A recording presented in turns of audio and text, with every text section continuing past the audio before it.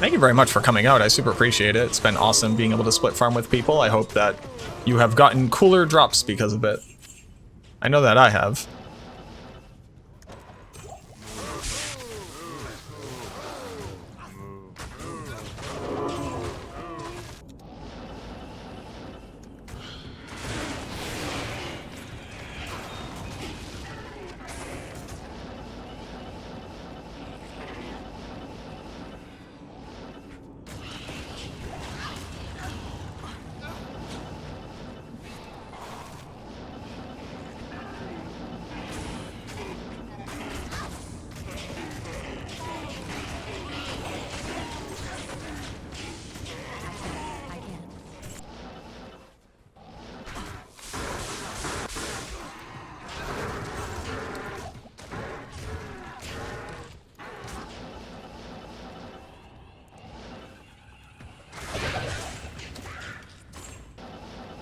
Alright, let's get this Countess kill. I think I should also show Nullifac, because this build does Nullifac really easily.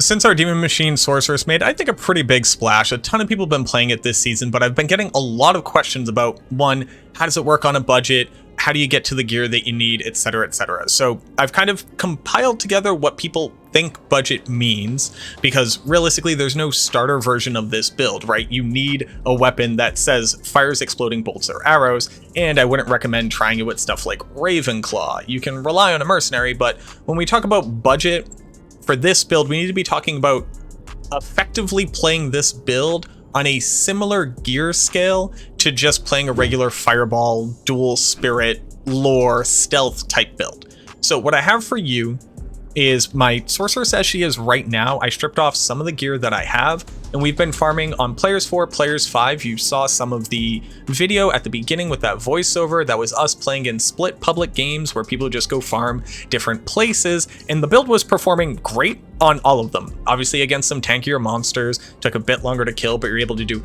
Arcane Sanctuary, all 3 key bosses. We did the Countess, we did Summoner, and we did Nullifac as well on almost no survivability once you see my stats. And the build just excels on very little to no gear. So let me show you what we have, what we've been playing with. I'll also show you the gear that we've gotten up to as well, so you can get a better idea of just like easy ways to increase the overall damage output of the build. I'll include timestamps to everything, so if you just want to see the build as it is right now, you can go there. If you want to see how I kind of accumulated my wealth and what I would recommend doing, you can go to that part of the video, or if you just want to see the better version of the gear, you can go to that video. So use the timestamps. I hope it saves you some time. The primary conceit of the build is that we enchant ourselves with the highest level enchant that we can possibly manage, and then we use that to apply a ton of exploding damage from Demon Machine. The enchant gets us a lot of attack rating so we can hit, so it's easy for us to pierce. We use that in addition to a razor tail to be piercing almost 100% of the time, and then every time the exploding arrow hits, when it hits multiple targets, it explodes multiple times. So that fire damage is being applied to them 4 or 5 times depending on how well you have them packed together. So places like Arcane Sanctuary, where everything is stuck on a stairway, they're all getting hit 5 times. Even monsters who are immune to fire damage, only taking 2,000-3,000 damage, can notice it taking 10,000 damage from a single attack. And since we're at the fastest attack speed breakpoint of 11 frames by just putting a Shale Rune into our Demon Machine, we can worry about stacking survivability, damage, and magic fine on the rest of our gear pieces. So realistically, the only things that I would say you quote-unquote need to make this build work are a Demon Machine with a Shale in it, a Razor Tail, and then a Flickering Flame. Everything else is just nice to have, but these are the 3 core gear pieces you would need to farm. Now, obviously, you would also need a Sunder Charm to be able to farm areas with fire immunes. Now, that being said, this build farms a ton of different terror zones well that don't have fire immunes in them naturally, so it wasn't very difficult for me to get my hands on one of these charms, or a different charm and then trade into it if you're playing online. So arguably speaking, there are 4 key gear pieces, and these are the most budget versions of them that you can get, right? The closer you can get to minus 70 fire res, the better. Mine is not perfect here. We rolled our own flickering flame and we got minimum roll on resist fire and a minus 12 out of minus 15 for the enemy fire resistance. Now, I did build this into a grand crown because it was the first 3-socket helmet I got. I think I look cool as all hell with my little crossbow. Now, the rest of the gear can look very different depending on what you've accumulated for wealth, but here's what we're using. Mage Fist are probably best in slot on the character, and we were able to drop one of these, I think in Nightmare, fairly early on. I have a random FCR ring. This one happens to have attack rating, energy, cold res, and mana per kill. These are really nice stats for us. It's difficult to put resistances onto the gear without a lot of great charms. The mana per kill is nice because we're an energy shield build. The energy is nice again because we're an energy shield build. And I need that 10 FCR so that on swap, I'm at the 63 FCR breakpoint. We're using a Ravenfrost. Now, if you don't have a Ravenfrost, it's not that you can't play the build. You're going to be a lot weaker and you're going to have to worry about getting frozen. So to that effect, if you really didn't have an option for it yet, let's say you didn't have the Flickering Flame, you could use Wisdom. Wisdom is going to get you the Pierce chance that you need to either be at 100% with Razortail or 99% with Demon Machine. It's going to get you a bunch of great stats as well and cannot be frozen. So if you don't have Flickering Flame yet and you can't afford a Ravenfrost, I would make a Wisdom rune word, and then I would swap over to my belt to either Magic Find, Resistances, Survivability, anything that you can get your hands on. You could go and craft a Caster Crafted belt to get FCR on this piece if it would help you to hit a breakpoint as well. This is the first piece where I go, I get it. If you go, hey, this isn't budget, let me go show you the budget option too. But I happened to drop a Talrash's amulet off of Rakanishu while I was solo farming P1 cows. I can't stress this enough. I feel like some of the best items in a season drop from Rakanishu for people who are going to do cow runs, but let me show you the alternative amulet that I would be using before I had this Talrash's. So we actually purchased this 3 to fire skills with 6 dexterity amulet. It's really nice. The dexterity helps with our attack rating, and I actually still use this amulet when I'm pre-buffing for enchant to get the biggest effect possible. But this is what I was using before Talrash's. I do like Talrash's because it also increases our energy shield effectiveness, decreases the mana cost on teleport, increases the effectiveness of static, etc, etc. But you absolutely do not need this in any way, shape, or form to be piloting the build as successfully as we just were. You might just want to worry about a little bit more resistances in your charm than I currently have. And then I'm using Run Walk boots that happen to have Magic Find on them. No res, no other stats. These just have the most Magic Find possible that we have available to us, and 30% faster Run Walk. This is really nice for running through towns, especially when you're doing Pindle farms, which is one of the easiest things to farm on this character. You know, I'm just going to show you it real quick. This is one of the major ways that I've been accumulating wealth. You put on as much faster Run Walk or speed as you can, as much Magic Find. Even with a base level enchant around level 20, you walk up, you teleport near Pindleskin, and on players 1, you just blow him and his entire pack away since they're typically stacked up on one another. Oh, one got near me. Right here, do this 4 or 5 hours with at least 100 Magic Find, and you will at the very least find a lot of key gear pieces that you'll need, or things that you can trade for value to trade into the gear pieces that you're seeing. Lastly, for our gear, we do have an Annie. I believe there have been 5 or 6 forced walks from what I assume are third-party websites that are looking to sell the Annihilus charms, but I have been seeing these walks go through multiple times in a single day, and what I have is a 1014 Annihilus charm. Sure, the experience rolled perfect, but they are min for attributes and close to min for resistances, so this is probably the worst Annihilus you're going to see in any of my videos, but it's mine and we got one. For the rest of the charms, I obviously have the Sunder charm. I have life with fire res, additional fire res, random life and mana, and then small amounts of additional resistances, nice little 20 lifer, and then Magic Find as well. And that's all that we have on our kit for our gear. The last thing that I want to show you is a piece of pre-buff that I was able to purchase for an Ohm rune that dropped in cows. What you saw in this video is not using this pre-buff because I didn't want to show the outcome from better gear than what I'm showing you in the build guide itself. but we did go out and buy ourselves an Ormus robe that had 3 to enchant and 15 to fire skill damage. Since I didn't want to show you the pre-buff, I was actually running all this with a wealth. So this is just basically for the cost of a Lem rune, you get yourself 100 better magic find, and you get the mana per kill in the dexterity, which again are just really nice sub stats for this build. For the skills, we're still maxing out warmth, enchant, and fire mastery on our swap with our pre-buff if you wanted to see it. Our enchant is adding 2300 top end damage to our crossbow, and then when we actually cast that on ourselves and swap back out to the regular gear, this shows up as about 7800 max damage for the explosion damage. Just to give an idea of what you were seeing and the damage output that you could be expecting on similar gear. For the rest of the stats, we have enough points into static field with our gear to be able to hit 16-yard radius. This is super important on higher player settings and against tankier monsters, be able to hit the entire screen down to 50% and then more easily chop them down with demon machine procs. We are in energy shield build, and we're using a memory staff on swap for that massive boost to energy shield. This one also happens to have +2 to enchant, as well as static, which I use this for our teleport swap. So it's nice to be able to move around the 63 FCR breakpoint, static everything, and then swap back over to Demon Machine and shoot them, again, if I'm playing on higher player settings. On Players 1, you literally don't have to worry about that at all. With our swap, we're hitting a 59% effectiveness on Energy Shield, and I've been putting the additional points that we have into Telekinesis to reduce the mana cost of the damage that we take to Energy Shield. So right now, we're actually not even maxed out on Telekinesis yet, and we're only level 88. So we would need to find a couple more points and take some more points out of static field to be able to max this out for maximum synergy. For our stats, we put in enough strength and dex to be able to use our gear. I ended up putting some additional dexterity in just to raise our base attack rating. I'm actually still using a Blessed Aim Merc. I think at this point I can swap over to a Might Merc because our gear has gotten better, but it is nice to hit closer to 95% chance to hit so that we're piercing more, so that we're exploding more.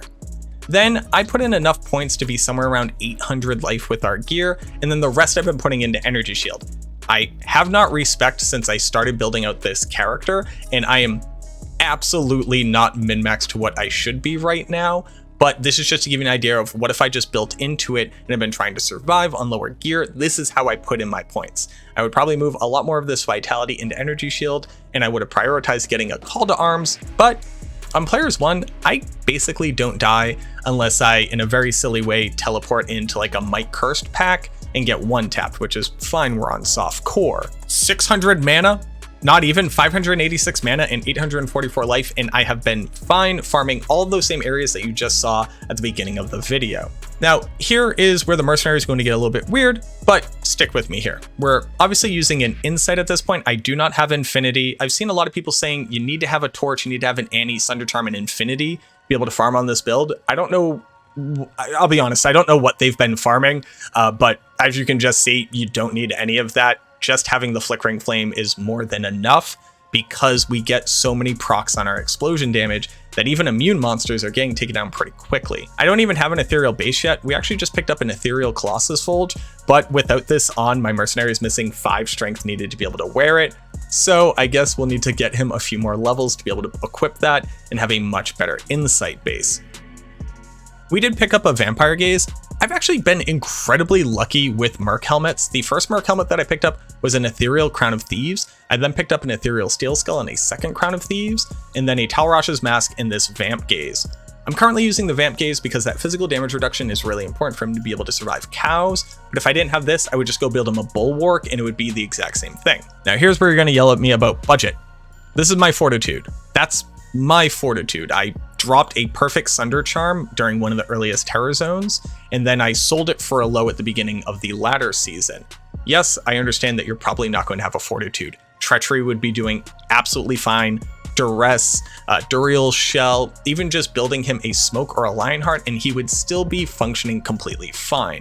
Now on higher player settings, I definitely appreciate the Fortitude because it gives him a lot more survivability because he can leech a lot better. But again, if you threw a Treachery onto him and he had max cap res after Fade and PDR, he again would be surviving just fine. But I didn't want to lie to you and pretend like I don't have a Fortitude when I do. I would probably swap over to Might at this point just so that he can do even more damage and leech even better. I don't think we really need the Blessed Aim, but that's really going to depend on how much attack rating you have based off the gear that you have. Now, I've also picked up 2 additional fire skillers at this point. In the latter, you can buy these for a pull or an rune. So basically, while running Countess and running keys, I've been trading those into pulls and and then buying out skill charms with them when I get them. Obviously, if you were just looking to farm skill charms yourself, you would want to try to jump into pub games where they aren't mad at you for running Nightmare Cows, either solo or splitting it, and then farm there for skillers and then try to trade them one, or sell them for pull and then trade into your fire skillers. But just to give you an idea of how much more effective Enchant is before and after the skillers, let me show you. So without any other pre-buff, I'll just cast Enchant here, and we're doing 4,800 to 6,100 damage. Putting on a single skiller, doing it again, bumps us up to 6,696, nice. And then putting on the second skiller, casting again, bumps us over 7,200 damage. Then if you include the +3 to fire skill amulet and the Ormus robes on that pre-buff,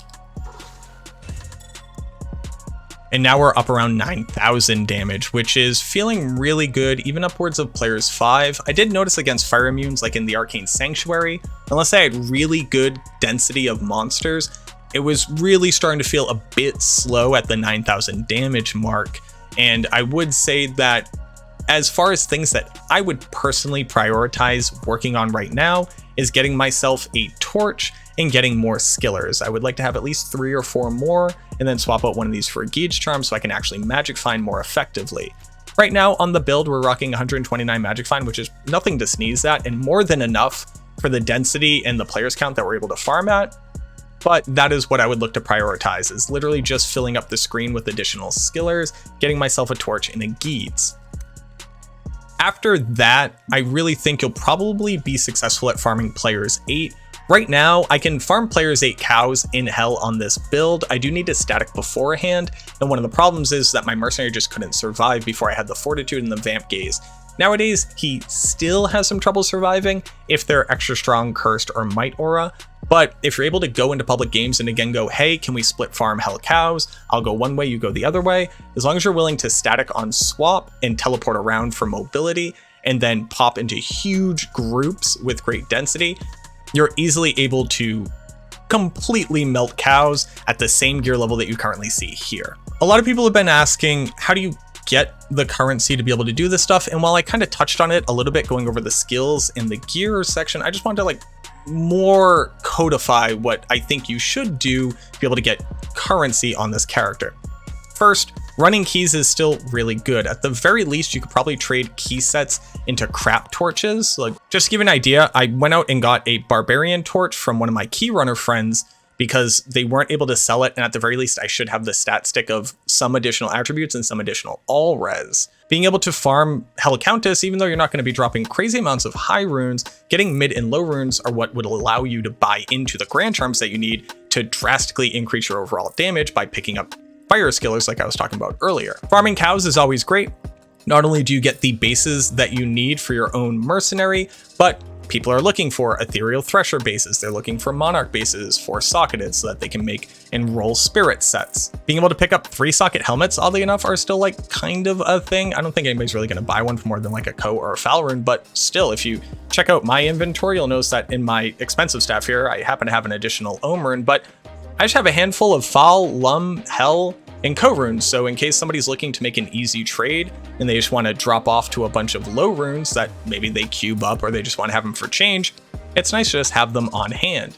Also, farming cows is a great way to get a bunch of P gems, and people are willing to buy large amounts of P gems as well as large amounts of crap jewels because people are looking to craft their 220 amulets at this point. Even if all you do is keep a bunch of the low runes, like sell off spirit sets with a Talthul or an Am and a Hell rune, you can do that and make an okay amount of dosh that, again, you can easily translate into a better FCR ring or a couple more skillers here, some better res and magic find charms.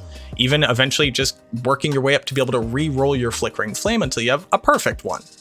Selling off the ones that you don't need to recoup some of the cost. Other places where you can go farm, even on just players 1, Travancore is a really great place. I can go into the Chaos Sanctuary and seal pop on this build. You have a little bit of trouble against Infector of Souls depending on how he rolls, but killing Diablo is super easy with static, and you can even drop on a ton of magic find while you're waiting for him to spawn.